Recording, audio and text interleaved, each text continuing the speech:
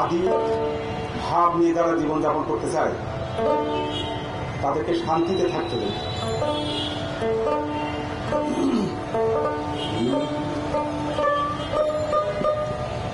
গ্রামের নওজোয়ান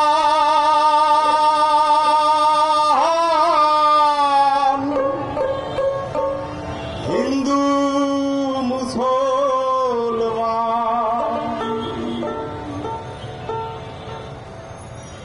মিলিয়া বাউলা গানার মুর্শিদি গাইতাম আমরা, মিলিয়া বাউলা গানার মুর্শিদি গাইতাম। আগে কি সুন্দর দিন কাটাইতাম আমরা, আগে কি সুন্দর দিন কাটাইতাম। গ্রামের নওজোয়ান হিন্দু মুসলমান, গ্রামের নওজোয়ান হিন্দু মুসলমান মিলিয়া বাউলা গান মুর্শিদি গাইতাম আমরা, মিলিয়া বাউলা গান মুর্শিদি গাইতাম। আগে কি সুন্দর দিন কাটাইতাম আমরা, আগে কি সুন্দর দিন কাটাইতাম।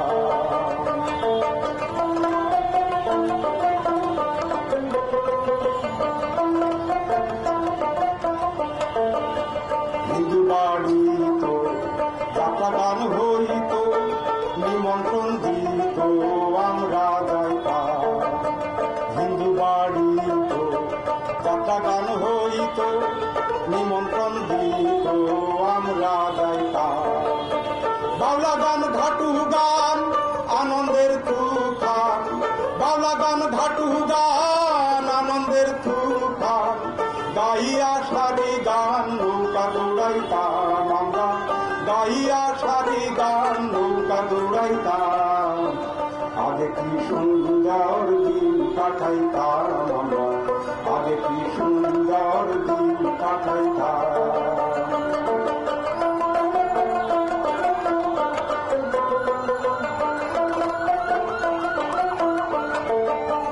বর্ষা যখন আইত গাছে গান হইত, রঙে ঢঙ্গে গাইত আনন্দ পাইতাম। বর্ষা যখন আইত গাছে গান হইত, রঙে ঢঙ্গে গাইত আনন্দ পাইতাম।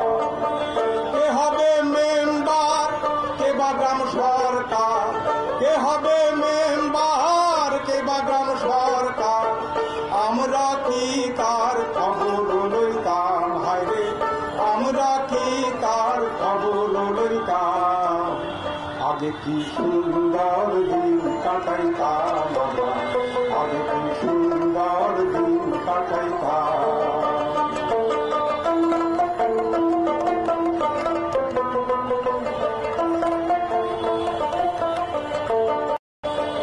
যে ভাবনা সেদিন আর পাবো না, ছিল বাসনা সুখী হইতাম। ওই যে ভাবনা সেদিন আর পাবো না, ছিল বাসনা সুখী হইতাম। দিন হতে দিন আসে যে কঠিন, দিন হতে দিন আসে যে কঠিন ওদিন দিনহীন কোন পথে যাইতাম। হায়রে ওদিন দিনহীন কোন পথে যাইতাম। আগে কি সুন্দর দিন কাটাইতাম আমরা, আগে কি সুন্দর দিন কাটাইতাম। গ্রামের নওজোয়ান হিন্দু মুসলমান, গ্রামের নওজোয়ান হিন্দু মুসলমান মিলিয়া বাউলা গান মুর্শিদি গাইতাম আমরা, মিলিয়া বাউলা গান মুর্শিদি গাইতাম। আগে কি সুন্দর দিন কাটাইতাম আমরা, আগে কি সুন্দর দিন কাটাইতাম। আগে কি সুন্দর দিন কাটাইতাম আমরা, আগে কি সুন্দর দিন কাটাইতাম। গাছের 5টা পাতা আছে, একটা হিন্দু, একটা মুসলিম, একটা বৌদ্ধ, একটা খ্রিস্টান, একটা আদিবাসী। এই হলো বাংলাদেশ। যারা মনে করে গাছে একটা পাতা থাকবে, এই পাতা বাঁচবে না, এই গাছ বাঁচবে না। এই বাংলাদেশকে বাঁচাতে গেলে সব পত্রকে রক্ষা করতে হবে। আর যে যেমন করে বাঁচতে চায় যে জনগোষ্ঠী যেমন করে বাঁচতে চায় তাদেরকে তেমন করে বাঁচতে দিতে হবে। তেমন এক সময় কিছুটা ছিল, দিনকে দিন খারাপ হয়ে যাচ্ছে। আমরা সুদিন নিয়ে আসতে হবে, এই ধোকার ভেতরে আমরা থাকতে চাই না। সবাইকে ধন্যবাদ। ধন্যবাদ জানাচ্ছি আমি মুর্শা ভাইকে। বন্ধুগণ, আমরা এমন এক সংকটের মধ্যে বসবাস করছি, যে সংকটটা হচ্ছে সবচেয়ে আমাদের উপরে, আমাদের প্রত্যেকটা মানুষের উপরে এখন লক্ষখানেক উপরে হচ্ছে তর চাপিয়ে দেওয়া আছে। বন্ধুগণ, আমরা জুলাই গণ অভ্যুত্থানে যে চেতনা, সে চেতনাতে যদি বলি ডাল ভাতের স্বাধীনতা চেয়েছিলাম, এই স্বাধীনতা কিন্তু আজও আসেনি। বন্ধুগণ, যে সরকার জনগণের জন আকাঙ্ক্ষিত সরকার হওয়ার দরকার ছিল, কথা ছিল, এই সরকার এখন হচ্ছে জনগণের উপর ব্যাট চাপিয়ে দিয়ে তার এজেন্ডা বাস্তবায়ন করতে চাচ্ছে। বন্ধুগণ, এই চাপিয়ে দেওয়া ভ্যাটকে আমরা তীব্রভাবে এই সমাবেশ থেকে প্রত্যাখ্যান করি এবং আজকের এই সমাবেশে ভ্যাট নিয়ে কথা বলার জন্য আমি অনুরোধ করছি শিক্ষক গবেষক মাহমিদুরকে। আমি মাহমিদুরকে অনুরোধ করছি কথা বলতে।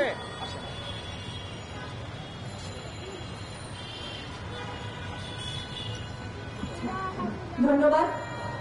প্রথমেই আমি তীব্র নিন্দা জানাচ্ছি দুদিন আগে যে ঘটনাটা ঘটে গেছে, যে ন্যাক্কারজনক হামলা হয়েছে আমাদের পাহাড়ের বন্ধুদের উপর। আমরা সবাই সোশ্যাল মিডিয়াতে দেখে আমরা হতবাক হয়ে গেছি, আমরা অবাক হয়ে গেছি যে নতুন বাংলাদেশ আমরা পেয়েছি 2000 শহীদের প্রাণের বিনিময়ে। অসংখ্য হাজার হাজার ছেলেরা, ছাত্র জনতা, ছেলেমেয়েরা হয়েছে। রক্তের বিনিময়ে আমরা যে দ্বিতীয় স্বাধীনতা পেয়েছি বলে আমরা বলছি। এত রক্তের বিনিময়ে পাওয়ার পরেও আবার যে ঢাকার রাস্তায় রক্ত ঝরল, এবং যেভাবে আপনারা দেখেছেন যে আমাদের পাহাড়ি বন্ধুদেরকে 2-3 জন শিক্ষার্থীদেরকে কিভাবে 50-60 জন ঘিরে ফেলে কি ন্যাক্কারজনক ভাবে, কি বর্বর ভাবে, কি নির্মম ভাবে তাদেরকে পেটানো হলো, এবং সেটা এখন পর্যন্ত আমরা জানি না এই নতুন বাংলাদেশে, এই দ্বিতীয় স্বাধীনতার দেশে তার বিচার হবে কিনা। আমরা শুধু এটুকুই বলতে চাই যে এই ঘটনাগুলো আমরা আগে দেখেছি, যখন হাসিনা সরকার ছিল, স্বৈরাচারের আমলে দিনের পর দিন এগুলোকে জায়েজ করা হয়েছে। স্বাভাবিক এসে আপনাকে পিটিয়ে যাবে, আপনি কিছুই বলতে পারবেন না, মিডিয়াতে কোনো খবর প্রচারিত হতে পারবে না, এবং এটাই স্বাভাবিক। এবং আমাদের কিছু করার ছিল না, আমরা এটাই মেনে নিয়েছিলাম। কিন্তু এখন আমরা বলছি যে 2000 শহীদের রক্তের বদলে যে নতুন বাংলাদেশ আমরা পেয়েছি, সেই নতুন বাংলাদেশে এই ধরনের জাতিগত নিপীড়ন, এইভাবে ঝাঁপিয়ে পড়ে হামলা করা, এটা কোনোভাবেই মেনে নেওয়া যায় না। এবং এই বিচার না হওয়া পর্যন্ত, এই হামলার বিচার না হওয়া পর্যন্ত আমাদের সবাইকে রাস্তায় থাকতে হবে, লড়াই করে যেতে হবে। কারণ 2000 শহীদের রক্তের বিনিময়ে, হাজার হাজার আহতের ক্রন্দনের বিনিময়ে আমরা এই বাংলাদেশ চাইনি। এই বাংলাদেশ আমরা চাইনি, আমাদেরকে আবার নতুন করে শুরু করতে হবে। আপনারা জানেন যে একটার পর একটা ঘটনা ঘটছে। আমাদের কিছুদিন আগে সরকার কারোর সাথে আলাপ না করে, এখন আলাপ করার জায়গা নেই, সংসদ নাই, কিন্তু কারোর সাথে আলাপ না করে যেভাবে নজিরবিহীন ভাবে 15% ভ্যাট একেবারে হরে দরে চাপিয়ে দেওয়া হলো জনসাধারণের উপর।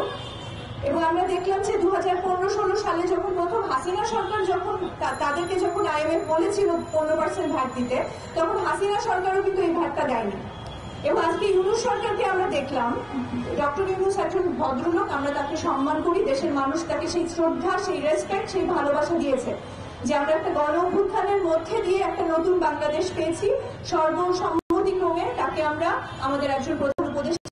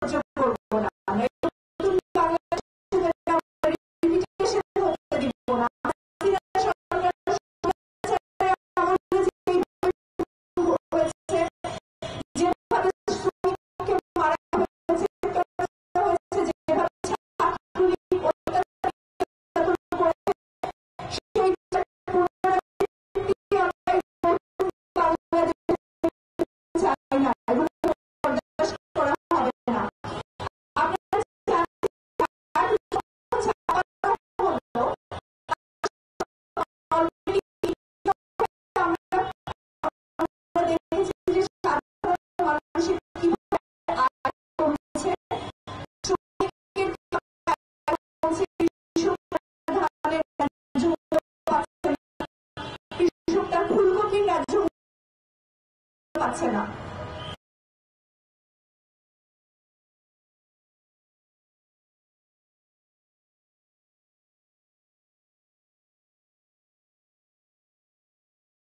তাদেরকে চাপ দিয়ে তাদেরকে একটা ঘোষণা করা হলো যে মহার্ঘ ভাতা দেওয়া হবে, যেটা সব মিলিয়ে প্রায় 7,500 কোটি টাকা সরকারের খরচ হবে। তো একদিকে আমরা দেখলাম যে যেই ভাতটা বসানো হলো প্রায় অর্ধশত পণ্যের উপর, এবং সেটার মধ্যে হচ্ছে ফল যেমন আছে, মোবাইলের বিল আছে, সেটার মধ্যে প্লাস্টিকের বোতল আছে, এবং দেখা যাচ্ছে যে বিভিন্ন ধরনের নিত্য প্রয়োজনীয় পণ্য যেটা সাধারণ মানুষ ব্যবহার করে থাকে।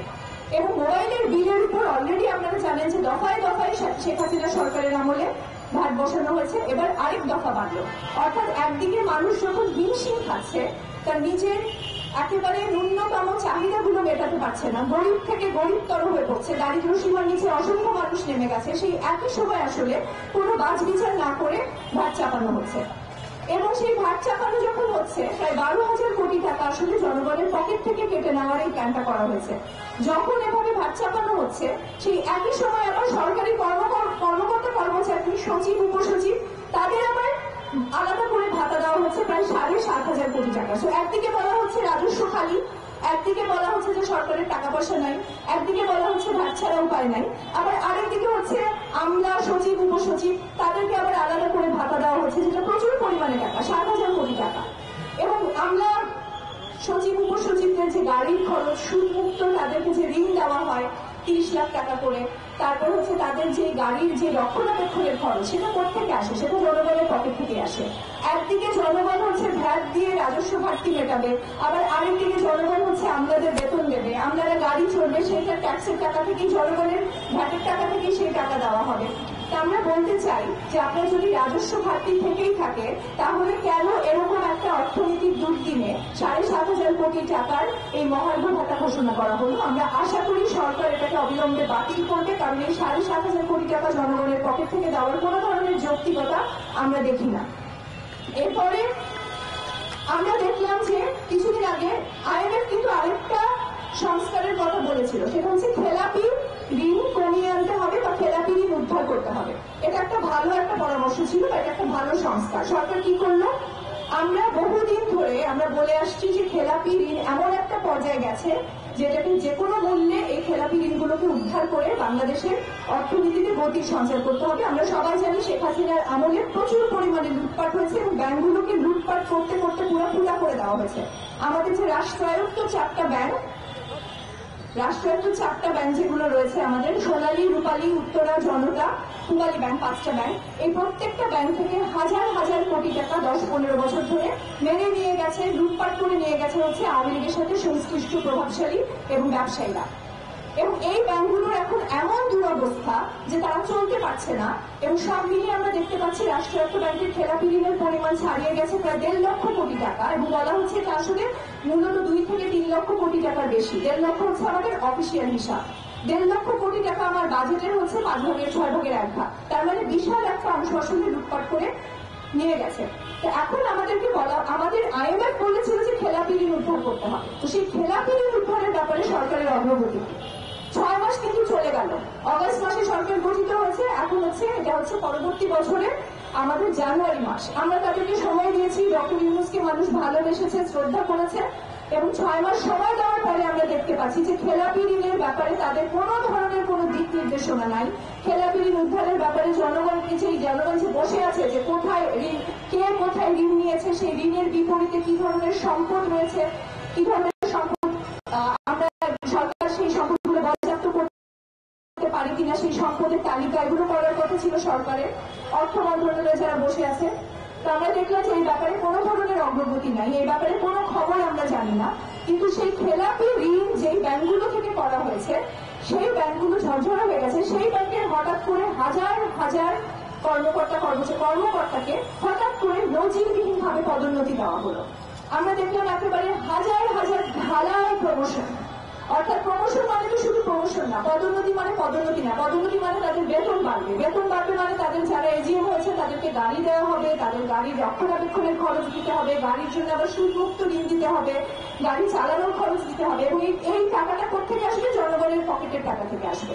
তার মানে একদিকে জনগণ ভ্যাট দিবে, একদিকে বিভিন্ন পণ্যের উপর ভার দিয়ে সে তার খাদ্য তালিকা সংকুচিত হয়ে আসছে। আবার জনগণ হচ্ছে সচিব উপসচিবদের জন্য মহার্ঘ ভাতা দিবে, 7,500 কোটি টাকা জনগণের পকেট থেকে যাবে, 12,500 কোটি টাকা হচ্ছে ভ্যাটের জন্য দিতে হবে।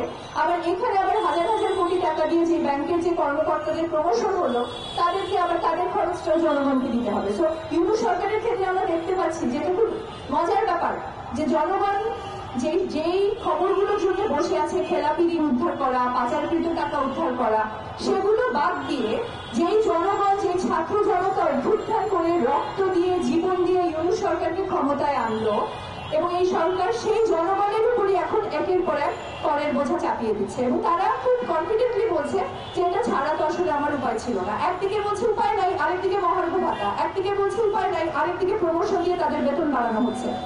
আমরা বলতে চাই যে রাজস্ব ঘাটতি যদি আপনি সত্যিকার অর্থেই যদি রাজস্ব ঘাটতি মেটাতে হয়, অনেক উপায় আছে যেগুলো অনেকভাবে পরামর্শ দেওয়া হয়েছে, কিন্তু সেই দিকে তাদের কোনো মন নাই। বাংলাদেশে এখনো প্রায় 50% বেশি মানুষ তারা করযোগ্য আয় করেন, কিন্তু তারা সরকারকে কোনো ধরনের ট্যাক্স দেন না। বাংলাদেশে প্রায় 60 থেকে 70% ব্যবসায়িক প্রতিষ্ঠান আছে যারা এখন পর্যন্ত কোনো ধরনের কর দেন না। বাংলাদেশে ঢাকা শহরে প্রায় 50% ফ্ল্যাটের মালিক এখন পর্যন্ত কোনো কর দেন না।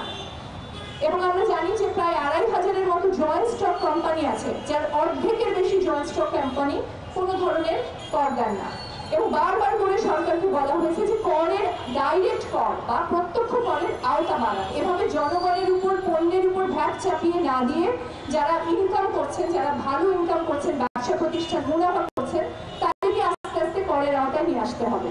এবং এই প্রত্যক্ষ করের সংখ্যা বা অনুপাত যদি আমরা বাড়াতে পারি তাহলে জনগণের উপর, সাধারণ মানুষের উপর, কৃষক শ্রমিকের উপর, সাধারণ শিক্ষার্থীদের উপর এই ভ্যাটের বোঝাটা চাপাতে হয়। এটা খুব সহজ হিসাব।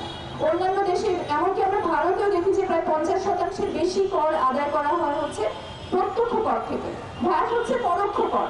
এবং আমরা দেখি উন্নত দেশগুলোকে 70 থেকে 80% কর আদায় করা হচ্ছে ডাইরেক্ট কর বা প্রত্যক্ষ কর থেকে। কিন্তু সেটা বাদ দিয়ে আমরা সাধারণ মানুষের পকেট কেটে যে ভ্যাট আদায়, যে রাজস্ব ঘাটতি আদায়, সেই দিকে আমরা গেছি। তার মানে যেটা সবচেয়ে সহজ কাজ সেই কাজটাই সরকার করছে। যে কাজগুলো করা উচিত ছিল, যে করের আওতা বাড়ানো, ব্যবসায়িক প্রতিষ্ঠানগুলোর মুনাফার উপর কার্যকর কর আরোপ করা, সেগুলোকে বাদ দিয়ে সেই ঘুরে ফিরে সেই সাধারণ দরিদ্র মানুষ, নিম্ন আয়ের মানুষ, শ্রমিক এবং কৃষকের উপর কর চাপিয়ে দেওয়া হচ্ছে।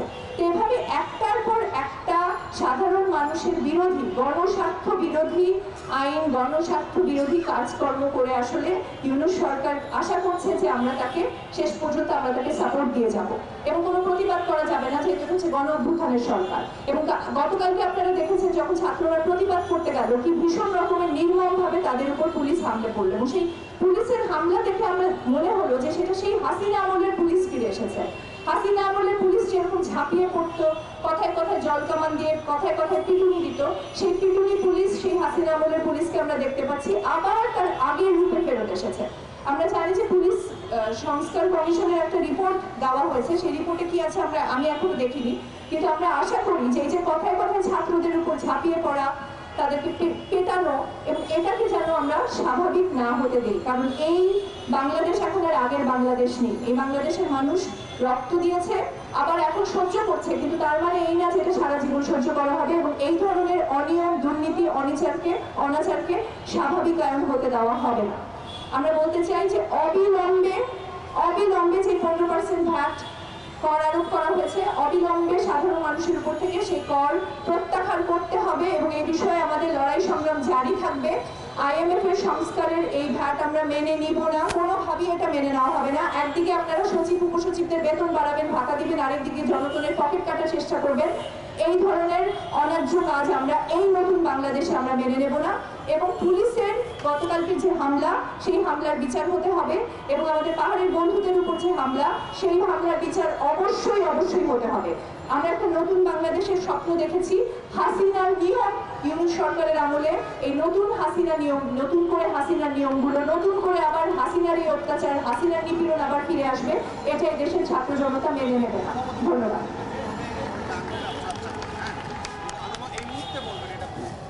আমি শুভেচ্ছা জানাচ্ছি। বন্ধুগণ, গত 15 তারিখের ঘটনার ফলে এখানে 15 জনের অধিক আহত আছে এবং সেই 15 তারিখের ঘটনাকে প্রতিবাদ করতে গিয়ে গতকাল পুলিশ ক্যাম্পাসের মধ্যে ঢুকে নির্বিচারে হচ্ছে যে লাঠি চার্জ করেছে বন্ধুগণ। তার ওই প্রতিবাদে আমরা আজকে সন্ধ্যায় একটা মশাল মিছিল করছি। আশা করছি আপনারা এখানে যারা উপস্থিত আছেন আমাদের সাথে মশাল মিছিলে অংশগ্রহণ করবেন এবং একই সাথে এখন আনু স্যার কথা বলবেন, আমাদের শ্রদ্ধেয় শিক্ষক আনু মোহাম্মদ স্যার কথা বলবেন। এবং তারও আগে একটি কথা বলতে চাই যে আনু স্যারের বক্তব্যের পরবর্তীতে এখানে আমাদের সহযোদ্ধা সহজিয়া বেন্দের রাজু ভাই আছেন, উপস্থিত আছেন। রাজু ভাই সম্মতি জানিয়ে গান করবেন। আমরা ততক্ষণ পর্যন্ত অপেক্ষা করব। এই পর্যায়ে আমি আনু স্যারকে অনুরোধ করছি কথা বলার জন্য।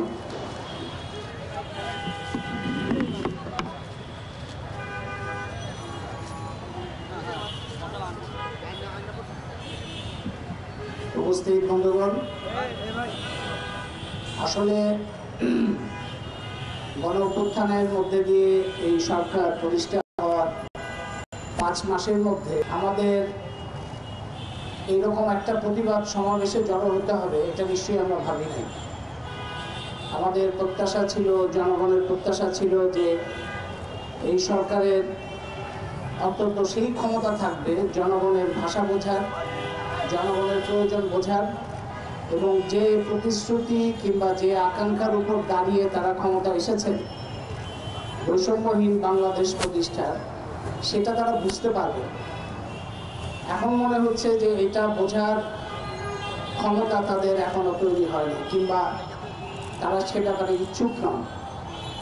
আপনারা খেয়াল করলে দেখবেন যে গণ অভ্যুত্থান যখন হচ্ছে কিংবা যে সময় জুলাই মাসের 15-16 তারিখ থেকে শেখ হাসিনা সরকার যখন নির্বিচার হত্যাকাণ্ড চালাচ্ছে, সেই সময় ঢাকা শহরে এবং ঢাকা শহরের বাইরে বিভিন্ন শহরে কিশোর তরুণ ছেলেমেয়েরা কাঁচা হাতে, কেউ কেউ দক্ষ হাতে অনেক গ্রাফিতি তৈরি করেছেন, দেওয়ালে অনেক লেখা লিখেছেন, অনেক ছবি এঁকেছেন এবং সেই ছবি এবং কথার মধ্যে একটা আকাঙ্ক্ষা প্রকাশিত হয়েছে, প্রত্যাশা প্রকাশিত হয়েছে এবং সেখানে যে চিন্তাটা প্রধান হয়েছে সেটা হচ্ছে আমরা এমন একটা বাংলাদেশ চাই যেখানে স্বৈরশাসন থাকবে না, নির্যাতন থাকবে না এবং বাংলাদেশের মানুষের যে অধিকার কিংবা তাদের যে প্রয়োজন কিংবা তাদের যে আকাঙ্ক্ষা, তাদের যে জীবন, সেটার একটা পরিবর্তন ঘটবে।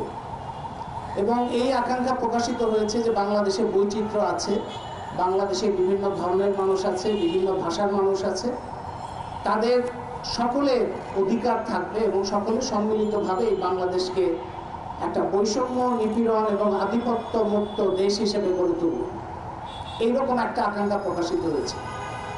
কিন্তু আমরা কিছুদিনের মধ্যেই বিস্ময়ের সঙ্গে, ক্ষোভের সঙ্গে এবং কিছুটা হতাশার সঙ্গে লক্ষ্য করলাম যে দেয়ালের গ্রাফিতিতে কিশোর তরুণরা যে পরিপক্কতা দেখিয়েছেন, যে আকাঙ্ক্ষা প্রকাশ করেছেন, যে চিন্তা প্রকাশ করেছেন, তার সাথে যারা সরকারের ক্ষমতায় বসেছেন কিংবা তাদের সাথে যারা ঘনিষ্ঠ, তাদের চিন্তা বা কথার কোনো মিল নাই।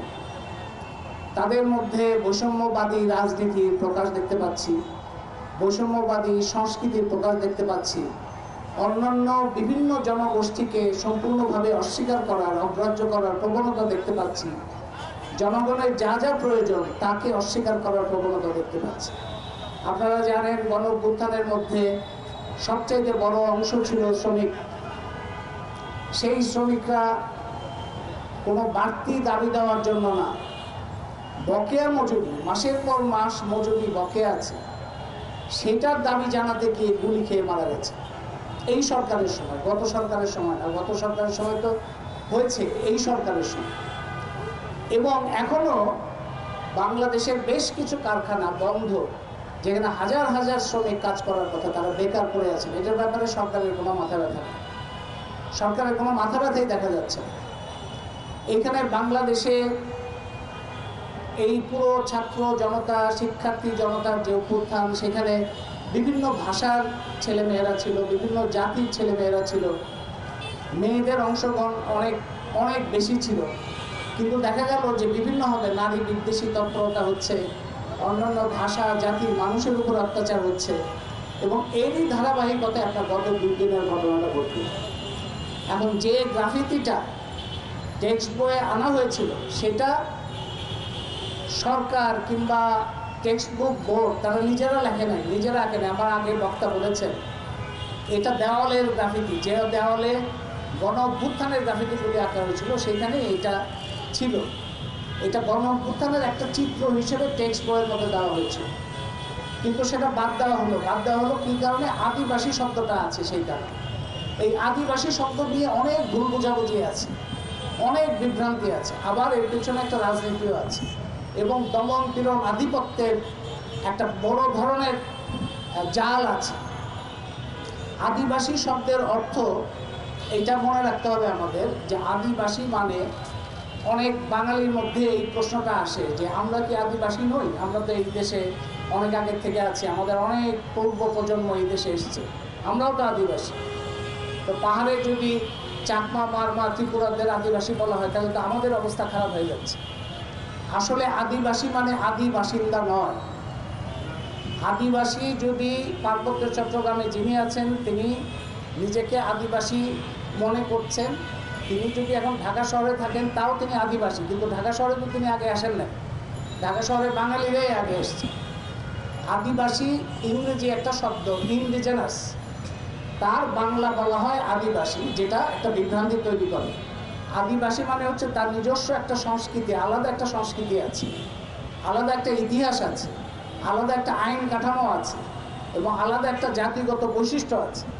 সেটা যাদের মধ্যে আছে সেটা কিন্তু বাংলাদেশের সাধারণ মানুষ স্বীকার করেন এটা। যেমন ধরুন আপনি যদি নওগাঁ যান কিংবা ময়মনসিংহ যান কিংবা দিনাজপুর যান, সেই সমস্ত জায়গায় সাঁওতাল, ওরাও কিংবা গারো যে জনগোষ্ঠী আছে, মান্দি জনগোষ্ঠী আছে, তাদেরকে তাদের পার্শ্ববর্তী প্রতিবেশী বাঙালি যারা, তারা কিন্তু আদিবাসী বলে। তাদের দিক থেকে কোনো সংকোচ নাই তাদের আদিবাসী বলতে, কারণ তারা মনে করে যে এটা একটা আলাদা বৈশিষ্ট্যধারী জনগোষ্ঠী। পার্বত্য চট্টগ্রামে এই সমস্যাটা হচ্ছে। পার্বত্য চট্টগ্রামে ধরেন এই যে আমার আগে এক বক্তা বলেছেন যে সমস্যাটা শুরু হয়েছে শেখ মুজিব থেকে, এবং যারা বলছেন যে শেখ মুজিব ফ্যাসিবাদী শাসনের সূচনা করেছেন, সেই ফ্যাসিবাদী উপাদানের একটা বড় উপাদান হচ্ছে অন্যান্য জাতিগুলিকে অস্বীকার করা।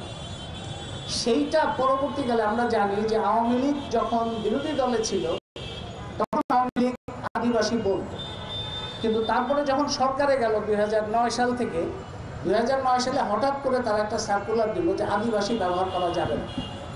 তার মানে হচ্ছে এখানে ক্ষমতার সাথে, রাষ্ট্র ক্ষমতার সাথে আদিবাসী এই ধারণাকে অস্বীকার করার একটা রাজনৈতিক সম্পর্ক আছে। সেই কারণে যারা ক্ষমতায় যায় তারা এটাকে অস্বীকার করতে চায়, এবং এখানে একটা যুক্তি আমি দেখি বিভিন্ন জায়গায়, তারা বলে যে যদি তাদের আদিবাসী স্বীকার করা হয় তাহলে তারা বাংলাদেশ থেকে আলাদা হয়ে যাবে। যাদের বিরুদ্ধে এই অভিযোগটা করা হচ্ছে তারা বারবার বলছে যে আমরা বিচ্ছিন্ন হতে চাই না, আমরা বাংলাদেশে নাগরিক, আমরা বাংলাদেশে থাকতে চাই, কিন্তু তাদের বিরুদ্ধে বলাই হচ্ছে না তুমি আলাদা হয়ে যাবে, আলাদা হয়ে যাবে, তুমি বিচ্ছিন্নতাবাদী। তারা তো বিচ্ছিন্ন হতে চাচ্ছে না, তারা দেশ থেকে চলেও যেতে চাচ্ছে না, তারা বাঙালিদের সাথে একসাথেই বসবাস করতে চায়, কিন্তু তাদের উপরে নিপীড়নের বিরোধিতা তো তারা করবে, এটা তো আমাদেরও দায়িত্ব। তাদের উপরে যদি আপনি ধরেন কাশ্মীরের মতো কিংবা ৭১-এর বাংলাদেশের মতো একটা আবহাওয়া কোনো জায়গায় থাকে, এটা আপনি বিরোধিতা করবেন না? যে কোনো গণতান্ত্রিক বোধসম্পন্ন মানুষকে তো তার বিরোধিতা করতে হবে। প্রত্যেকটা মানুষ তার নাগরিক অধিকার নিয়ে চলাফেরা করবে, কেন তাকে সারাক্ষণ কাশ্মীরের নাগরিকদের মতো কিংবা ৭১-এর বাঙালিদের মতো সবসময় ভয়ে ভয়ে থাকতে হবে, পরিচয়পত্র নিয়ে হাঁটতে হবে, বাজারে গেলে তার হিসাব দিতে হবে, কি কিনবেন সেটা হিসাব দিতে হবে, কোথাও চলাফেরা করলে কৈফিয়ত দিতে হবে? এটা তো হইতে পারে না। এমনকি আমরাও পার্বত্য চট্টগ্রামে গিয়ে সবসময় এই ধরনের বাধা বিঘ্নের সম্মুখীন হই। কেন হবে এটা?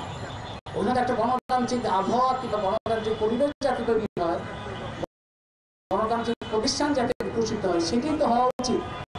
এবং এই অন্তর্বর্তী সরকারের তো সেটা একটা দায়িত্ব ছিল যে এই অবস্থার যেন পরিবর্তন হয়। সেখানে সেনা শাসন আছে, সেনাবাহিনীর সাথে এই সরকারের দায়িত্ব সেনাবাহিনীর সাথে কথা বলা। এই যে পার্বত্য চট্টগ্রামের পাহাড়গুলো যে লিজ দেওয়া হয়েছে, এটা আমি এই সরকার ক্ষমতায় বসার পরেই আমি বলেছিলাম, এটা একটা দাবি হিসেবে উত্থাপন করেছিলাম যে সরকার যদি স্বচ্ছতার সঙ্গে কাজ করতে চায়, গণতান্ত্রিকভাবে কাজ করতে চায়, তাহলে একটা অন্যতম দায়িত্ব হচ্ছে যে পার্বত্য চট্টগ্রামে এই পাহাড়গুলো কাদের কাছে লিজ দেওয়া সেটার নামের তালিকা প্রকাশ করতে হবে। ওর মধ্যে বাঙালি যারা আছে কিংবা পাহাড়িও থাকতে পারে। পাহাড়গুলোকে এইভাবে ব্যক্তিগতভাবে লিজ দেওয়া যায় না। কোন সরকারি আমলা কিংবা সামরিক কর্মকর্তা কিংবা কোন রাজনৈতিক নেতা, কোন বড় ব্যবসায়ী এই পাহাড়গুলোর মালিকে পরিণত হয়েছেন সেটা তো পরিচয় দিতে হবে। তো পরিচয় আগেও দেওয়া হয়নি, এই সরকার এখন পর্যন্ত ঘোষণা করে নাই। বরঞ্চ ওই দখলদারিত্ব টিকিয়ে রাখার জন্য তারা ওইখানে একটা নিপীড়নমূলক ব্যবস্থা বজায় রেখেছে। এবং যখনই এই আদিবাসী কিংবা সাংবিধানিক স্বীকৃতির কথা হচ্ছে তখনই তাদের মধ্যে একটা আতঙ্ক তৈরি হচ্ছে। সেই আতঙ্কের প্রকাশই আমরা দেখলাম, কখনো সরাসরি পুলিশ, কখনো সরকারের আইন শৃঙ্খলা অন্যান্য বাহিনী এবং কখনো কখনো নাম না জানা কিছু বাহিনী, বোঝাই যায় যে তারা পেছন থেকে একটা মদত পাচ্ছে, তাদের দিয়ে আক্রমণ করানো হয়। এবং এই দাবিটা খুব সিম্পল ছিল। আপনার যদি এরকম মনে হয়, ধরা যাক এই সরকারের মধ্যে কারো কারো এটা নিয়ে অস্বচ্ছতা আছে কিংবা প্রশ্ন আছে আদিবাসী শব্দ নিয়ে, তাহলে হতে পারতো এটা নিয়ে আপনি আলোচনা করেন, আপনার যুক্তি দেন, আপনার উদ্বেগ প্রকাশ করেন, আপনার প্রশ্ন উত্থাপন করেন, আলোচনা করার মধ্যে দিয়ে একটা সমাধানে আসেন। এই বর্তমান সময় তো আমরা গণতান্ত্রিক রূপান্তরের কথা বলছি, তাহলে তো ওই আদিবাসী শব্দ নিয়ে আপনার যদি আপত্তি থাকে তাহলে আপনি আলোচনায় ডাকতে পারেন, কথা বলতে পারেন। কিন্তু কোনো আলোচনা নাই, কথাবার্তা নাই, হঠাৎ করে পাঠ্যপুস্তক থেকে বাদ, এবং সেটাকে প্রতিবাদ করার সাথে সাথে তার উপরে একটা হঠাৎ করে একটা গোষ্ঠী আক্রমণ করলো, সন্ত্রাসী আক্রমণ করলো, এবং সরকারকে দেখা যাচ্ছে তাদের ব্যাপারে খুবই নমনীয়। আবার তার ব্যাপারে যখন আপত্তি করা হচ্ছে, এটার যখন প্রতিবাদ করা হচ্ছে, তখন সরাসরি পুলিশ আগের মতো করে সরকারের নির্দেশ ছাড়া তার পুলিশ চলে না। তো তার মানে এটার পুরো দায় দায়িত্ব তো সরকারের উপর পড়ে। তো এগুলি নিয়ে আমরা উদ্বিগ্ন এবং আমাদের প্রতিবাদ জানাতে আমরা বাধ্য হচ্ছি। যদিও আমরা দেখতে পাচ্ছি কেউ কেউ এরকম কথা বলেন যে এই সরকার হচ্ছে গণ অভ্যুত্থানের সরকার, এই সরকারের বিরুদ্ধে সমালোচনা করা মানে হচ্ছে এই সরকারের বিরুদ্ধাচরণ করা কিংবা ফ্যাসিবাদের পুনরাগমন কিংবা তার প্রত্যাবর্তনের ব্যবস্থা করা। এইটা যারা করে তারাই ফ্যাসিবাদের প্রত্যাবর্তন কিংবা আওয়ামী লীগের প্রত্যাবর্তনের ব্যবস্থা করে। কারণ কি? কারণ হচ্ছে যে এই যুক্তিটাতে দেওয়া হচ্ছে। এখন মোহাম্মদ ইউনূস তো একদিন দেখলাম তিনি বক্তৃতায় বললেন আপনারা প্রাণ খুলে সমালোচনা করবেন। এখন প্রাণ খুলে সমালোচনা করার কথা বলা হবে, আবার সমালোচনা করলে বলা হবে যে এই সমালোচনা মানে হচ্ছে এখানে ফ্যাসিবাদের দোষর হচ্ছে, কিংবা এই ধরনের কথাবার্তা আমরা আওয়ামী লীগের সময় শুনতাম যে এটা মুক্তিযুদ্ধের চেতনা সরকার, তার বিরুদ্ধে কিছু বলা যাবে না। এইটাই হচ্ছে অগণতান্ত্রিক স্বৈরতন্ত্রী ফ্যাসিবাদের আবহাওয়া। এবং এই দৃষ্টিভঙ্গি থেকেই, যেটা আমার আগে বক্তা ব্যাখ্যা করে গেলেন, যে হঠাৎ করে কারোর সাথে কোনো আলোচনা না করে, জনগণের সুবিধা অসুবিধা বিচার বিবেচনা না করে, জনগণের আর্থিক অবস্থার বিচার বিবেচনা না করে এই যে ভ্যাট নামক একটা ভয়ঙ্কর জিনিস জনগণের উপর চাপিয়ে দেওয়া হলো। এমনিতে এই সরকার গত 5 মাসে এসছে, জিনিসপত্রের দামের কোনো উন্নতি হয় নাই, শ্রমিক যারা তাদের প্রকৃত আয় কমে গেছে, সংখ্যাগরিষ্ঠ মানুষের মধ্যবিত্ত পর্যন্ত প্রকৃত আয় কমে গেছে, ডলার এবং টাকার যে বিনিময় হার, সেই বিনিময় হারের কারণে সংকট, অর্থনৈতিক সংকট, অনেক রকম সংকট তৈরি হচ্ছে, যেটা জনগণের উপর বোঝা তৈরি হচ্ছে। মূল্যস্ফীতি কমানোর কোনো লক্ষণ দেখা যাচ্ছে না। কতিপয় গোষ্ঠী পুরো পণ্য সরবরাহ নিয়ন্ত্রণ করে, তাদের ব্যাপারে সরকার কিছুই করতে পারে নাই, তাদের স্পর্শ করতে পারে নাই, কিংবা কোনো ইচ্ছা আছে বলেও মনে হয় নাই তাদের যে কোনো আমরা লক্ষণ দেখব। আমরা একটা খুব যারাই সরকারে যায় তাদের একটা জনপ্রিয় বাক্য আছে, তারা বলে, এই সরকারের উপদেষ্টাদের মুখে আমরা শুনতে পাচ্ছি, রাতারাতি কিছুই করা সম্ভব না। তো রাতারাতি কিছুই করা সম্ভব না এটা আমরা জানি, আমরা বুঝি। রাতারাতি আপনাদের কেউ কিছু করতে বলে নাই, কিন্তু আপনাদের তো লক্ষণটা দেখা যাবে যে আপনি কোন পথে হাঁটছেন। আপনি হাঁটছেন যারা ঋণ খেলাফি তাদের স্পর্শ করবেন না, যে জনগণ নিপীড়িত অবস্থায় আছে, দারিদ্র্যের মধ্যে আছে, জিনিসপত্রের দামে হিমশিম খাচ্ছে, তাদের উপরে বোঝা চাপাবেন। আপনি যারা অন্যান্য জাতি গোষ্ঠী জনগোষ্ঠী আছে তাদের উপরে অত্যাচার করবেন, নিপীড়ন করবেন। শ্রমিকরা বকেয়া মজুরি চাইতে গেলে তার উপরে গুলি করবেন। তারপরে বলবেন যে রাতারাতি করা সম্ভব না। রাতারাতি কি করা সম্ভব না? আরও নির্যাতন করা সম্ভব না? না কি সম্ভব না? আপনারা যদি এগুলি সমাধান করতে চান তাহলে সূচনাটা অন্যরকম হবে, জনগণের দিকে তাকিয়ে থাকলে সেটার ভঙ্গিটা অন্যরকম হবে। এবং আমরা গণতান্ত্রিক অধিকার কমিটি থেকে সরকার আসার পরে 2 মাসের মাথায় সরকারের আশু করণীয় বলে আমরা একটা তালিকা দিয়েছিলাম, প্রধান উপদেষ্টার কাছেও জমা দিয়েছিলাম। সেগুলোর নিহত আহত সহ এই যে যারা নিহত আহত হয়েছে তাদের দায়িত্ব রাষ্ট্রকে নেওয়া থেকে শুরু করে এই যে মূল্যস্ফীতি এবং বিভিন্ন জাতিগোষ্ঠীর সাংবিধানিক স্বীকৃতি, এই সমস্ত দাবিগুলি করণীয়গুলো ছিল। এবং আমরা গণতান্ত্রিক অধিকার কমিটি থেকে সরকারের এই সমস্ত কার্যক্রমে সহযোগিতা করার জন্য ওই আশু করণীয় প্রস্তাব দিয়েছিলাম। কিন্তু আমরা দেখতে পাচ্ছি সরকার গণতান্ত্রিক প্রক্রিয়ায় কোনো সিদ্ধান্ত গ্রহণ করতে মোটেই সেই পথেই হাঁটছে না। সরকার জনগণকে না জানিয়ে ভ্যাট বসাচ্ছে এবং জনগণের মধ্যে থেকে প্রতিবাদ আসলেই তার উপরে হামলা চালাচ্ছে। এই প্রক্রিয়া চলতে পারে না। এবং আমার আগে আরেকজন বক্তা বলেছেন, যেটা আমি মনে করি গুরুত্বপূর্ণ, যে শেখ হাসিনা সরকারের সময় ভিআইপি সংস্কৃতির একটা বিশাল ভয়ঙ্কর চেহারা তৈরি হয়েছিল। সেই ভিআইপি চেহারা আমরা দেখতে পাচ্ছি যে মোহাম্মদ ইউনূস যেখানে থাকেন তার সামনে দিয়ে আগে তো গণভবনের সামনে দিয়ে বাস গাড়ি সব চলাচল করত। আর মোহাম্মদ ইউনূস যে বাড়িতে থাকেন তার সামনে দিয়ে মানুষ হেঁটে যেতে পারবে না। কিংবা আমাদের একজন সহকর্মী তিনি সাইকেল দিয়ে যেতে যাচ্ছিলেন, এই সাইকেল তাকে বাধা দেওয়া হয়েছে। কী কারণে? তাদের নিরাপত্তা বিঘ্নিত হয় কি জনগণের জন্য? আমরা তো যতগুলো বড় আকারের ঘটনা দেখেছি বাংলাদেশে, সেগুলো তো সব সরকারের লোকজনই করে। এবং জনগণ যদি বিক্ষুব্ধ হয় তাহলে কি পরিণতি হয় সেটা তো আমরা শেখ হাসিনার কাছ থেকে দেখেছি। শেখ হাসিনার তো সিকিউরিটির অভাব ছিল না, কিন্তু জনগণ যদি বিক্ষুব্ধ হয় সেই সিকিউরিটি দিয়ে কোনো সিকিউরিটি তৈরি করা যায় না। তো এই ভিআইপি সংস্কৃতিটা বন্ধ না করে এই সরকার এটাও প্রমাণ করছেন যে তারা কোনো ধরনের পরিবর্তন করতে চান না। আমলাদের পদোন্নতি দিয়ে বিপুল ব্যয় তৈরি করা হচ্ছে, বিপুল বিলাসিতা তৈরি করা হচ্ছে। আবার টাকার অভাবের কথা বলে কোনো খেলাফেরি আদায় করার চেষ্টা করা হচ্ছে না। লুটেরাদের সম্পত্তি বাজেয়াপ্ত করা, সেটারও লক্ষণ দেখতে পাচ্ছি না। অথচ টাকা নাই বলে, টাকা নাই, ব্যাংকগুলোকে টাকা ছাপিয়ে দেওয়া হচ্ছে। আবার অন্যদিকে টাকা নাই বলে জনগণের উপরে ভ্যাটের বোঝা চাপানো হচ্ছে। তা আমরা এগুলোর প্রতিবাদ জানানো নাগরিক হিসেবে আমাদের দায়িত্ব মনে করি এবং সেই প্রতিবাদ আমাদের অব্যাহত থাকবে। আজকের এই প্রতিবাদ সমাবেশ থেকে আমরা দাবি জানাই সরকারকে গত 2 দিন জনগণের উপরে, সেখানে বাঙালি ছিলেন, সেখানে অন্যান্য জাতিসত্তার মানুষ ছিলেন, শিক্ষার্থী ছিলেন এবং যারা আহত হয়েছেন তারা প্রত্যেকে, তারা সকলেই গণ-অভ্যুত্থানের এক একজন কর্মী ছিলেন।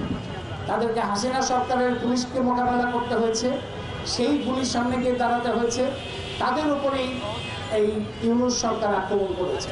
সুতরাং ইউনূস সরকারকে সরাসরি তাদের এই ভূমিকার জন্য ক্ষমা প্রার্থনা করতে হবে এবং বলতে হবে যে তারা যে আলাদা, সেই আলাদাটা প্রমাণ করতে হবে অন্যান্য কাজের মধ্যে দিয়ে। এবং একই সঙ্গে ভ্যাট বাড়ানোর মধ্যে দিয়ে জনগণের উপর যে আরেক দফা আক্রমণ, একটা হচ্ছে পুলিশি আক্রমণ, একটা হচ্ছে সন্ত্রাসী আক্রমণ, আরেকটা হচ্ছে ভ্যাটের আক্রমণ। এই 3 ধরনের আক্রমণ থেকে সরকারকে অবশ্যই পিছিয়ে আসতে হবে এবং সরকারের বিলাসীদের, সম্পদশালীদের পৃষ্ঠপোষকতা বাদ দিয়ে জনগণের পৃষ্ঠপোষকতার যে দায়িত্ব, সেই দায়িত্ব গ্রহণ করতে হবে। কারণ এই সরকার নির্বাচিত না, কিন্তু জনগণ তাদের বসিয়েছে কিছু নির্দিষ্ট কাজ করার জন্য।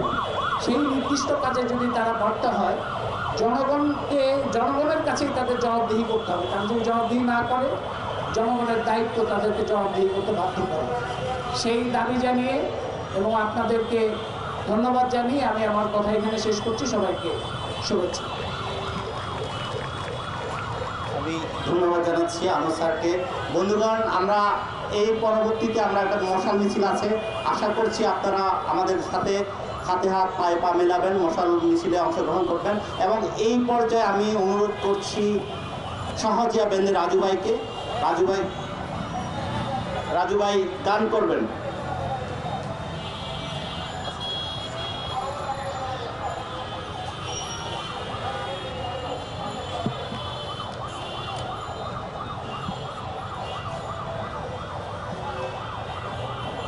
এটা আমি ঠিক করে দিচ্ছি বস, আপনি গিটারটা একটু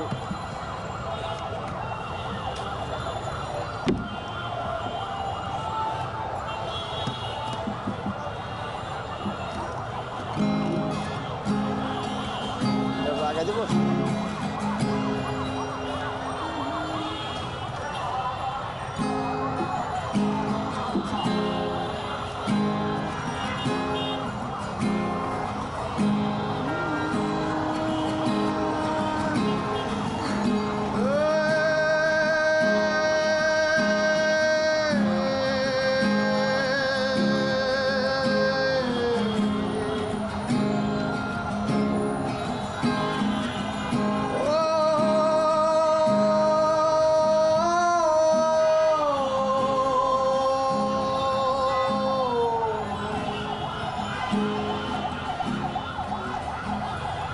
ছোট পাখি সর্বনাশ হয়ে গেছে পৃথিবীর পরে আর তোমার আমার ভালোবাসার কেউ নেই, কিছু নেই। ছোট পাখি ভাঙচুর হয়ে গেছে শিশুদের খেলনা, আমাদের দোলনা, ডাক বাক্সের ঢাকনা, রাস্তায় ল্যাম্প পোস্টে আলো নেই।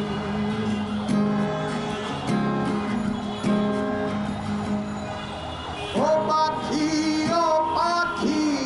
গানটা হেরে গেছে, নদীটা ফিরে গেছে, পাহাড়টা সরে গেছে, সাগরটা মরে গেছে, আদিবাসী শামুকের কোনো ঘর নেই। ও পাখি গানটা হেরে গেছে, নদীটা ফিরে গেছে, পাহাড়টা সরে গেছে, সাগরটা মরে গেছে, আদিবাসী শামুকের কোনো ঘর নেই।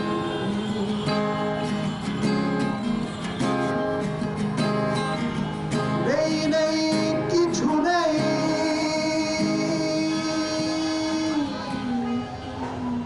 রাস্তার নাম নেই, শ্রমিকের নাম নেই, টাকাদের দাম নেই, চিঠিটার নাম নেই, আমাদের কারো কোনো নাম নেই। ও ছোট পাখি সর্বনাশ হয়ে গেছে পৃথিবীর পরে আর তোমার আমার ভালোবাসার কেউ নেই, কিছু নেই। ছোট পাখি ভাঙচুর হয়ে গেছে শিশুদের খেলনা, আমাদের দোলনা, ডাক বাক্সের ঢাকনা, রাস্তায় ল্যাম্প পোস্টে আলো নেই।